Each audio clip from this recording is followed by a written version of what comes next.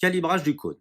Le plus important pour réussir la technique est le calibrage du mètre cône. Votre cône doit correspondre au diamètre du dernier instrument utilisé pour votre préparation. Un petit conseil, un cône de Gutha, malgré les normes de fabrication, peut varier plus ou moins de 5 centièmes. Un cône de 0,25 peut être en 20 ou en 30. On doit avoir une résistance au retrait ou un tugback. Le diamètre du cône correspond à celui de la préparation apicale. Une fois le tugback validé, il faut couper son cône de 0,5 mm.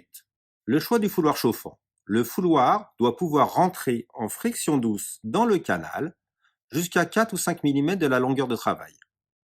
Il doit être homothétique au canal. Un petit conseil, prendre le fouloir le plus gros possible, le précourber. En général, vous allez toujours utiliser le fouloir qui correspond à votre préparation apicale. Et mettez votre stop à LT -4-5 mm. La phase de plateau. Pour la phase de plateau, on doit insérer le cône de Gutha dans le canal. Sur la pointe du cône, on a mis un peu de ciment canalaire et on fait des mouvements de va-et-vient afin de bien beurrer toutes les parois du canal. On va couper le cône à l'entrée coronaire. Le système B est allumé. Et on prend le fouloir manuel côté acier pour faire la phase de plateau.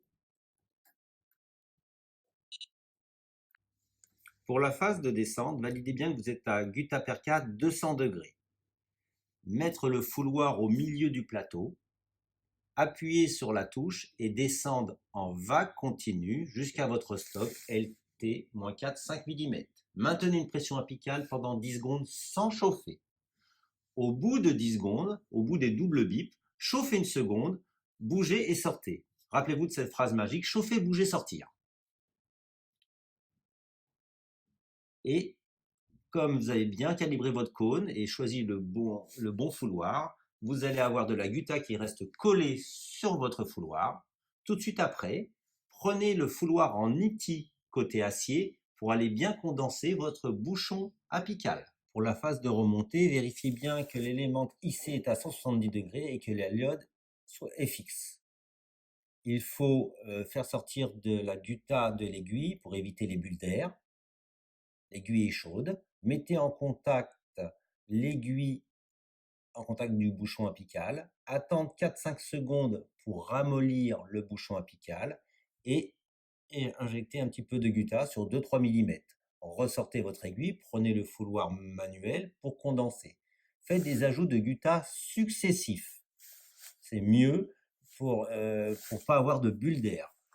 Si vous avez besoin de rajouter un peu de Gutha, remettez votre aiguille, attendre quelques secondes, injectez quelques millimètres, ressortez votre aiguille et faites des ajouts de Gutha successifs de 2-3 mm à chaque fois.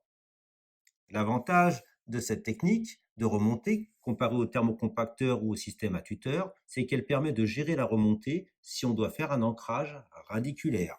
Pas besoin de remplir tout le canal, arrêtez-vous où vous voulez et vous pouvez faire dans la même séance votre empreinte.